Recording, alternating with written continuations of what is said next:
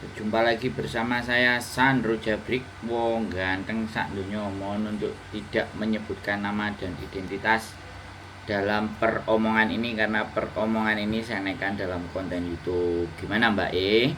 Hmm. Mas Andrew, aku mau tanya solusi. Kok kecil ya suaranya Mbak Em, sampean? oke, sebentar. Kok so cowilik suaranya piye? Saya gini. Nah, Oke, iki Pak. gede. Ini Ah, lho. oke. Gini Mas Andrew, iki kan temanku ki baru kena masalah. 2 kali kena sindikat penipuan uang. Hmm. Eh, Gimana ya? Iki ki temanku mau tanya solusi tapi ki ya bingung.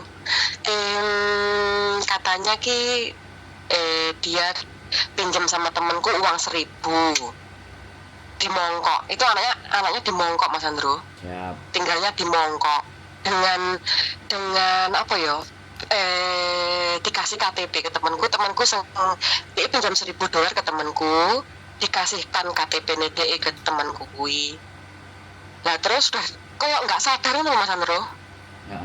Terus dek kuwi iki aku nggak ngerti kenapa kok dek iki moro-moro dikasih pinjam lagi, dikasih lagi sebesar 15.000 Hongkong loh. Hmm. Terus sekarang ki uangnya mbok bocah iki wis nggak ada kabar. Sekarang menguap. Solusi ini kita blocking polisi bisa nggak Mas Andro? Ya pada saat oke, Samen selesaikan dulu apakah semuanya sudah selesai pertanyaannya. Samen selesaikan dulu. Itu temennya itu yang pinjam katanya mau buat mau jual tanah di rumah. Seng pinjam uang 1.000 itu katanya pinjam lagi toh buat jual rumah, nanti kalau rumahnya sudah laku dikembalikan uangnya ke temanku gitu loh katanya. Tapi kayak setengah orang nggak sadar loh temanku Mas Andro. Terus akhirnya uangnya wis ditransfer ndek rekeningnya si bojone iku, dikasih KTP nih bojone kuwi ndek temanku kuwi sebagai tanda bukti lah bener-bener aku tuh nggak bohong sama kamu gitu loh. Itu gimana Mas Andro solusinya? Uang kan temanku bisa kembali bangga 30 juta loh Mas Andro. Oke. Sekitaran segitu. Oke, aku udah selesai, cuma tanya solusinya gimana. Sekarang gini, itu kan perjanjian utang piutang jatuhnya, ya. Iya. Kalau perjanjian utang piutang itu pastinya yang akan ditanyakan adalah ada nggak waktu perjanjian utang piutangnya itu direkam hitam di atas putih, atau ada saksi, atau ada semua. Itu yang pertama kalau kita mau memperkarakan, ya. Ya. Kejadian itu supaya valid, supaya benar, maka dalam proses perjanjian serah terima itu ada buktinya apa enggak, ada catatan apa enggak, itu semuanya. Bentar saya tak ngomong dulu. Nah, biar sampean itu punya pandangan. Terus yang kedua adalah setelah ada buktinya, ada saksinya enggak. Ketika semuanya itu ada, langkah berikutnya yang kedua adalah identitas yang meminjam uang. Ya, identitas yang minjam uang itu kita punya nggak identitasnya Indonesia, identitasnya di Hong Kong, majikannya ada di mana, atau alamatnya di Indonesia di mana. Kalau itu semuanya sampai punya datanya, maka kita bisa proses. Kita bisa memproses anak ini, mau diproses di Hong Kong apa mau proses di Indonesia. Kalau proses di Hong Kong ya kita ke small claim tribunal karena 15.000. Small claim tribunal itu hanya memediasi, ya kan, memediasi perselisihan antara dua belah pihak. Tapi small claim tribunal selalu akan bertanya dokumennya ada enggak, alamatnya ada enggak, semuanya pokoknya basicnya itu kita harus tahu keberadaannya dia. Itu small claim tribunal bisa dikasuskan. Terus kita juga bisa bikin berita acara di Indonesia, laporan ke Polsek kalau misalnya. Cuman kelemahannya kalau di Indonesia adalah laporan ke Polseknya itu harus yang bersangkutan untuk laporan pertama. Jadi seperti itu. pada prinsipnya kalau sampean bertanya sama saya uangnya bisa balik atau tidak, jawaban saya bisa balik juga bisa tidak, tergantung berapa usahanya mbaknya gitu. Ya. Kalau di Indonesia itu kan kita kehilangan uang, kita nambahi lagi untuk merebut ke uang itu lagi. Kalau di Hongkong enggak, tinggal dokumennya semuanya ya kita laporin atau paling tidak disamperin ke majikan. Nah persoalannya teman-teman itu pada saat pinjam meminjam atau segala sesuatu datanya itu enggak komplit. Ya. Keterangan yang minjemnya itu tidak detail. Nah itu yang menyebabkan kesulitan untuk ngajak pekoro gitu loh mbak. Kan sampean tahu kalau di bank lembaga utang resmi ya, di bank lembaga utang resmi itu kalau kita mau pinjam verifikasi. Kalau di Indonesia malah tambah takon karo tonggone sing bagian arepe ngutangi bange, mensurvei orang tersebut, itu namanya memitigasi resiko.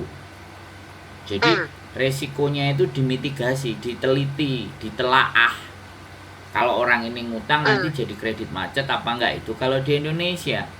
Kalau di Hongkong juga sama, harus ada nomor telepon majikan. Ketika nomor telepon majikan sudah ada, maka pencairan bisa dilakukan.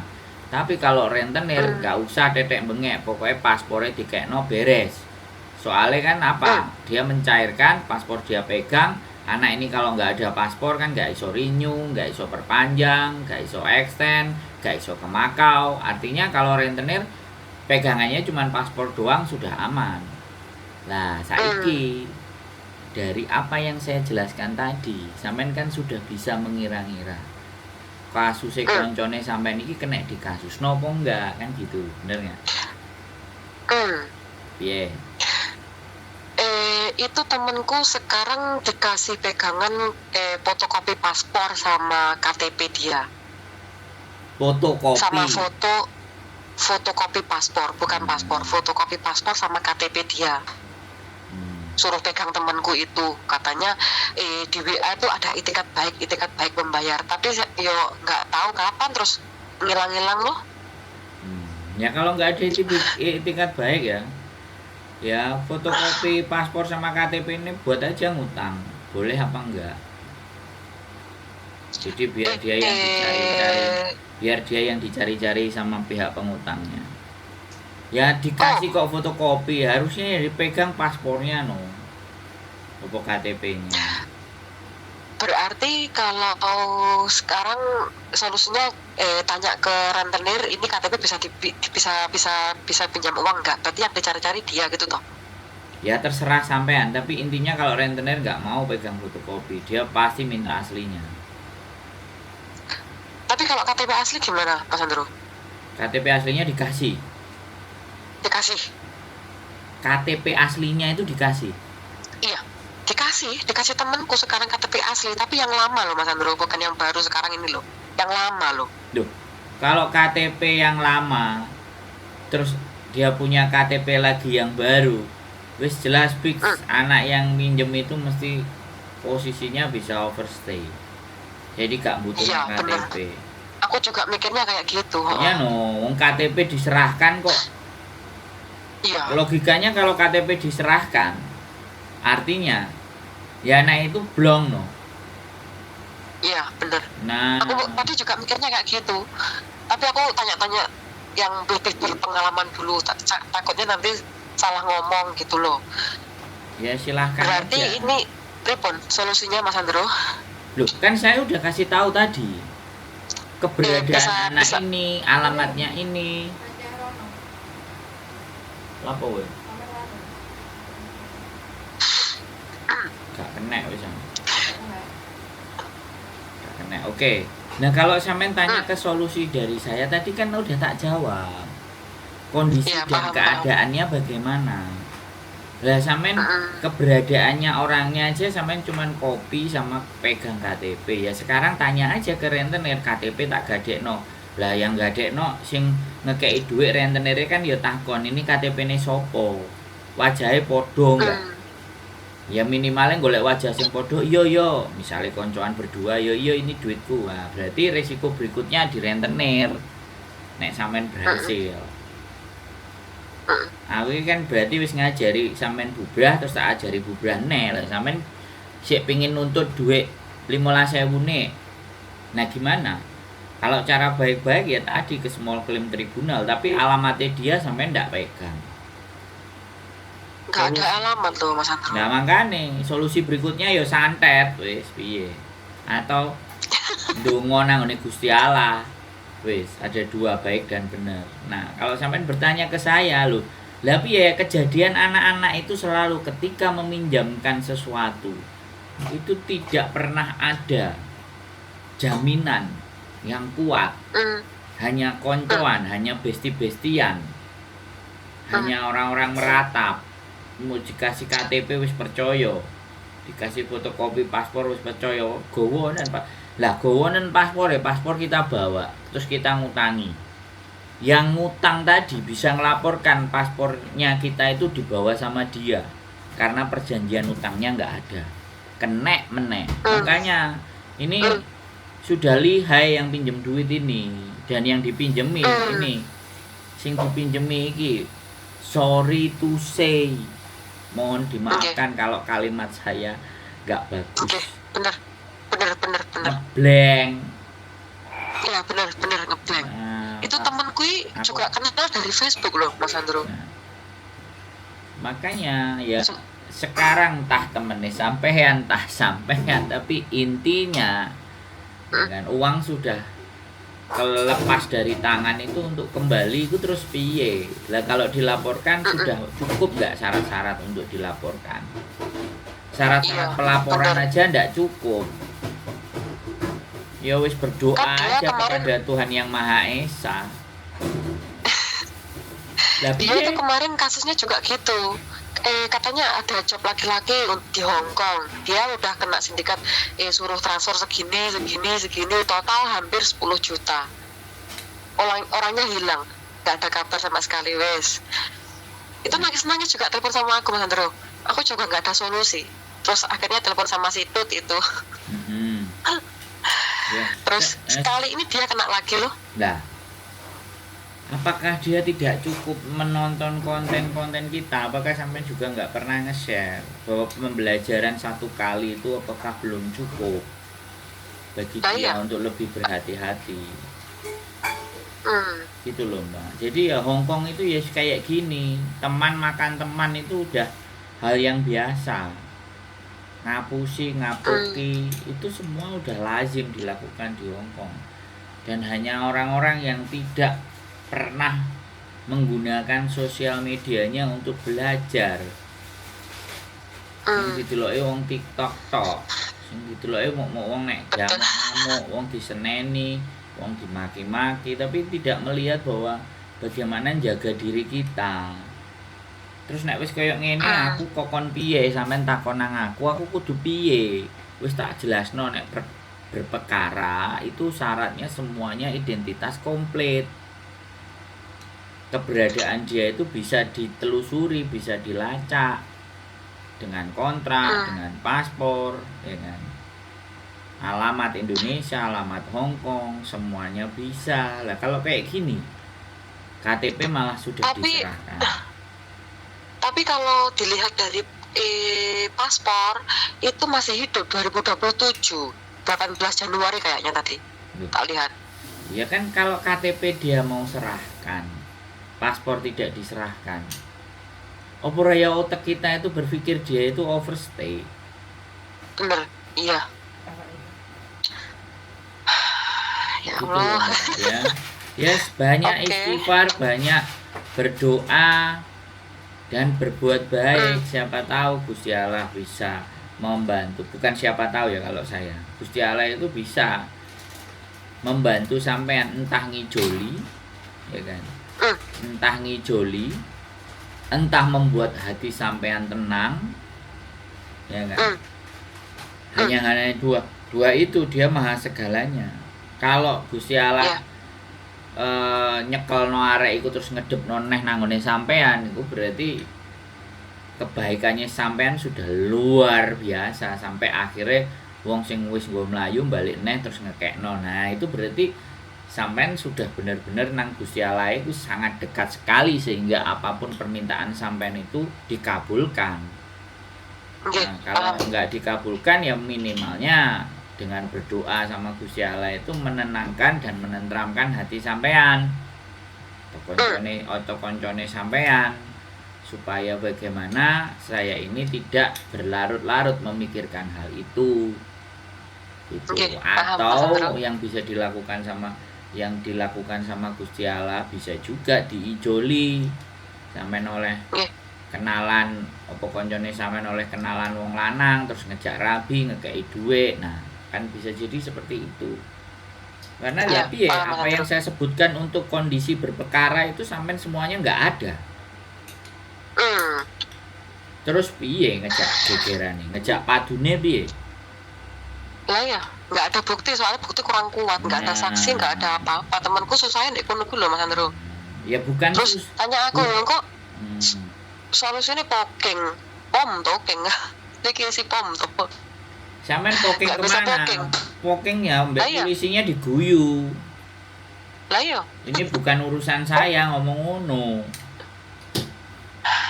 Iya. Ya ngejak detektifan goleki wong iku. Makanya sekarang sampean sudah tak kasih solusi kalau mau berperkara baik di Indonesia ataupun di Hong Kong.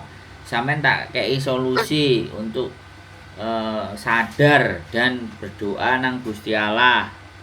Wis. Solusi ketiga apa meneh? Santet. Nah, piye? Wis dadi engko aku diarani musyrik ah. Ngongkon wong nyantet. Nah, engko wis langsung digoreng-goreng kayak biasane piye jal ayo. Ngono lho, Mbak. Solusinya jelas toh. Lah solusinya kan sing saya kasih kan jelas toh. Ya kan, solusinya sudah logik, jelas dengan kondisinya sampean yang seperti itu. Saya enggak maido, saya enggak mengelokno, saya enggak mendiskreditkan, saya enggak menyudutkan. Tapi tak jelasin posisinya. Gitu loh. Ya kan. Banyak teman-teman yang wis koyok ngene kemudian cerita ke kita. Lah pada saat utang-utangan apa ra yo takon aku dhisik. Tambah luwe enak. Apa ngopi-ngopi ambek aku dhisik. Sik.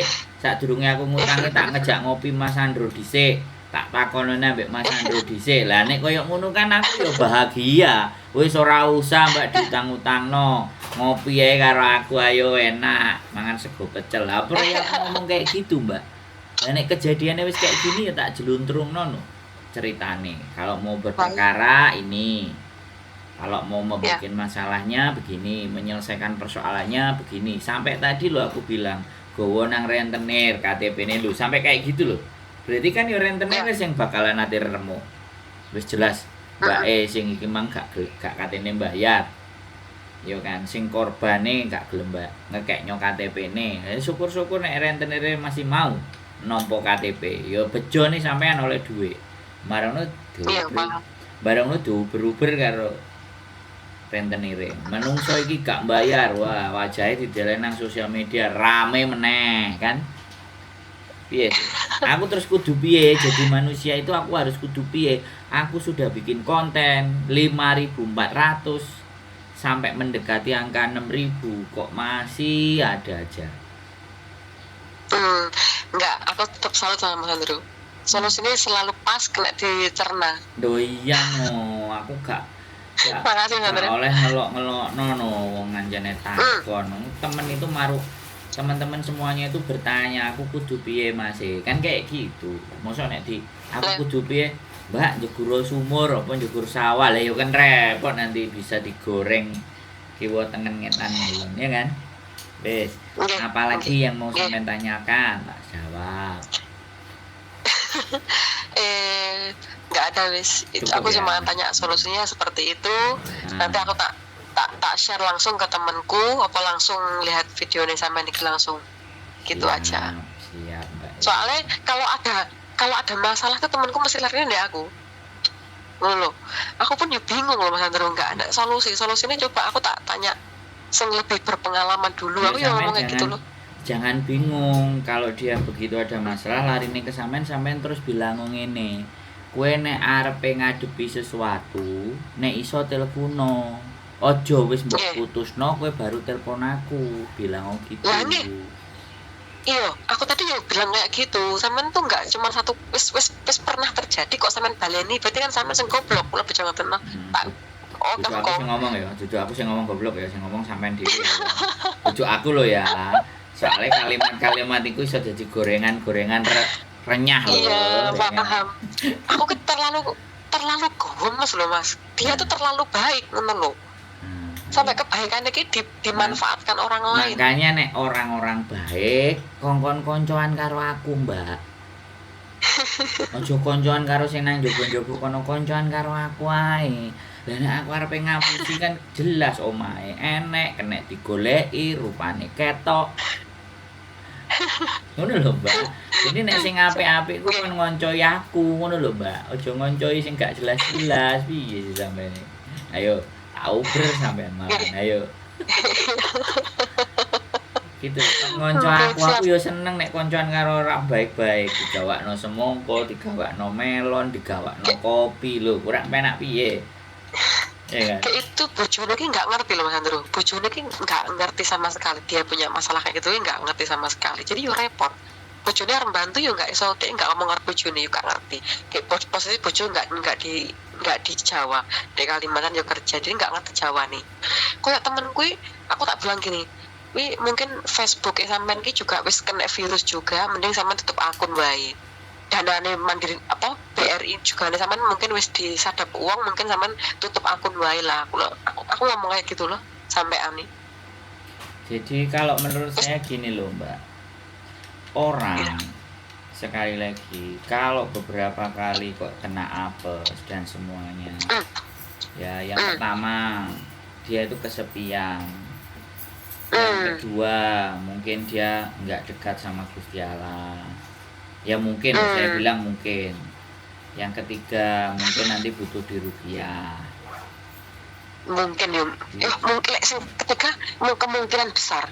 Soalnya dia tuh kayak orang bingung, orang linglung, kayak kosong tuh loh. Nah, jadinya kayak gitu. Orang yang nggak punya pegangan itu kan gampang sekali diperdaya. Lah sampean jadi koncone, makanya kan sampean jadi koncone kus keluarkan dia dari temen-temennya dan pengaruh-pengaruhnya jahat. Makanya tujuan satu-satunya yo nek prei golek ono aku, mangan sego pecel, ngombe es campur, es dawet gratis rene. Layar-layar. Gitu loh, Mbak. Tuh kurang penak piye sih? Aku iki dadi wong kon kudu piye sih? Lah aku ya duduk Raja Brunei sing duwite akeh, arek-arek kena masalah ijoli dhuwit kan gak iso begitu. Duitku saithik. Iso aku mau ngomel, mau ngedabrus ngene iki, Mbak. Kayak temenku setiap minggu part-time juga, diremangi part-time. Aku pun di setiap minggu juga part-time. Kita ini pada sibuk lah, nggak pernah ketemu. Aku temenan sama dia tuh udah hampir 4 tahun, tapi nggak pernah ketemu sama sekali. Cuma ketemu sekali tok di kos WP, itu pun awal kenal sampai sekarang berteman tapi nggak pernah ketemu. Ya berarti gitu kan uripe nguber bondo, Gusti Allah cemburu. Bener, iya. Mungkin kata-kata sama sing iki bener sekali. Loh kok masalah bener dan aku iki ngaji, Mbak. Ngomong. Jadi setiap dari persoalannya seseorang, masalahnya seseorang itu kan sebenarnya menurut saya aku dilimpahi masalah ini kan sebenarnya dikongkon ngaji, dikongkon belajar masalah uang. Loh iya no, loh aku bersyukur Mbak. Saya itu bersyukur bisa dengerin masalahnya kalian itu, aku bersyukur, aku memahami. Lah rasa syukur itu terus tak kayak no konten nanti tak bahas di live. Tak bahas, tak critakno. Lah sing gelem ngaji bareng karo aku ya ayo. Kok ustaz ae ngaji bareng. Ya maksudnya kan yang mau diskusi atau berbincang-bincang kan bagi saya om calo tak jak ngomong. Ya kan? Masuk aku dibully sampai moncrot. Lah engko gurung rentenir tak jak omong. Rentenir tak jak omong kok aku diarani nggak ngekei panggung dan segalanya. Saya itu ingin menghadirkan setiap orang punya pemikiran dan pemikiran orang itu tak angkat. Lah perkara diterima dan enggak, dia ngamuk apa enggak ya itu kan pribadinya masing-masing. Saya sudah menyampaikan sering di dalam konten saya bahwa hantu demit setan pun nek gelem tak jak ngomongi tak jak omong. Supaya pikirannya demit karo setan ini sajane opo sih yang ada di dalam kepalanya demit ambek setan. Bahkan yang ada di kepalanya para calo pun itu dia mau ngomong sama saya itu tetap tambah dia ngomong tak dengerin supaya teman-teman itu ngerti gitu loh. Kan nggak semua orang bisa baca pikirannya orang. Makanya karena nggak bisa, siapapun manusianya tak dengerin, tak lihat cara berpikirnya. Begitu. Nenek sing gak pas yo dibenerno, nenek sing pas yo wis gitu. Menurutku mungkin temanku juga perlu diruqyah juga, juga penting loh Mas Andro. Jangan kayak wong linglung, kayak wong bingung itu loh. Pokoknya hidup itu jangan cuma ngejar duit, ngejar bondo, itu jenenge ubud dunia. Soalnya nek wis kelangan baru bingung. Ya bener Mas Andro, terima kasih. Itu benar sekali. Pada saat ada di genggamannya dia itu dia merasa senang dan bahagia. Giliran sesuatu yang ada dalam dirinya hilang, dianya sedih, mumet, dase, monting.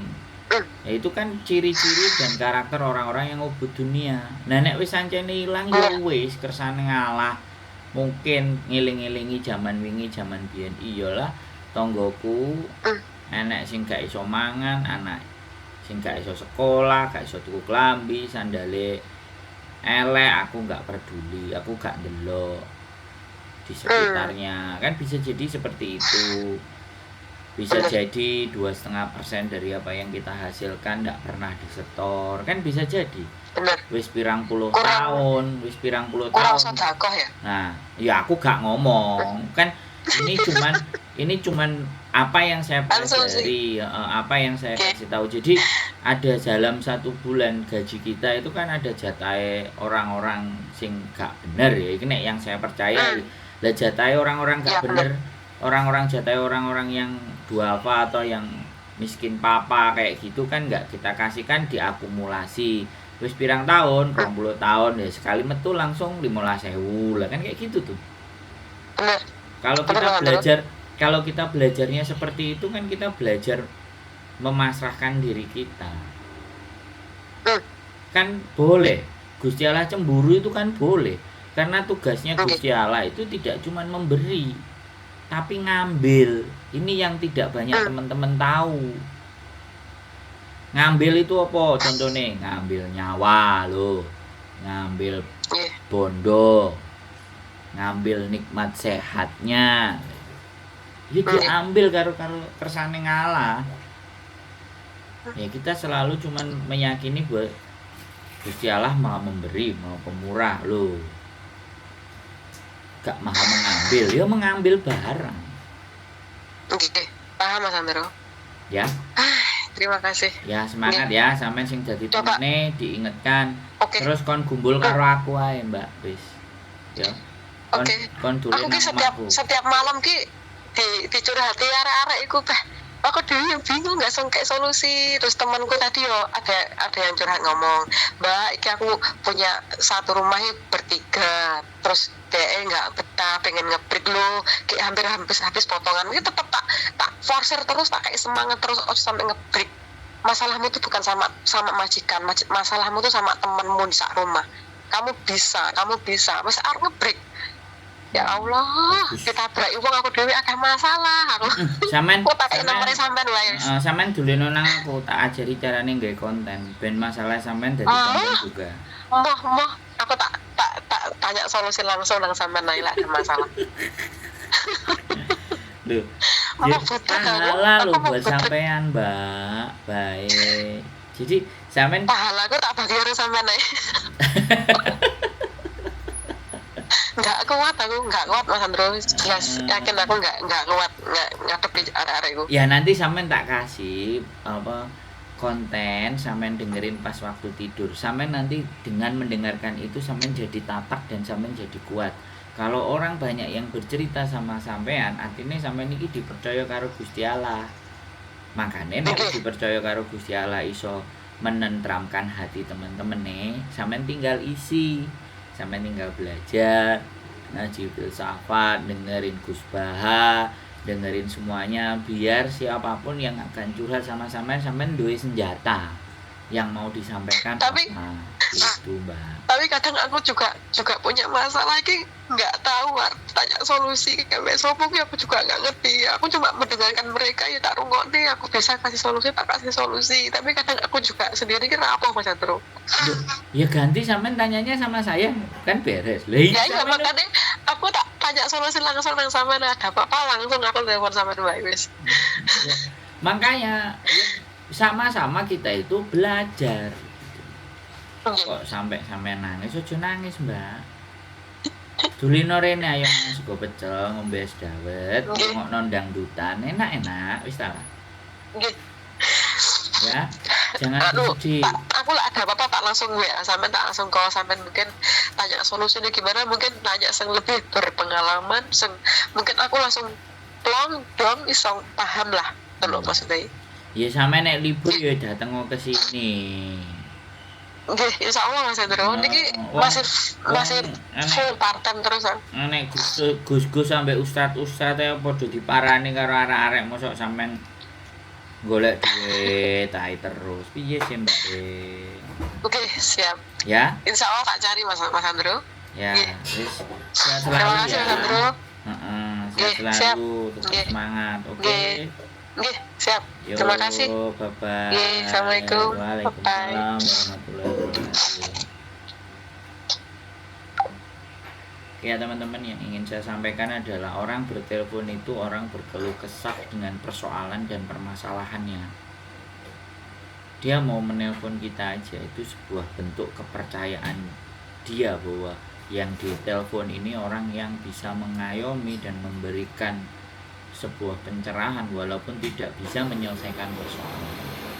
Ya, tetap semangat teman-teman. Di luar sana banyak hal-hal yang tidak baik, di luar sana juga banyak hal-hal yang baik, tergantung bagaimana Anda akan memilih yang mana. Keep stay tune my YouTube channel and see you next video. Bye bye.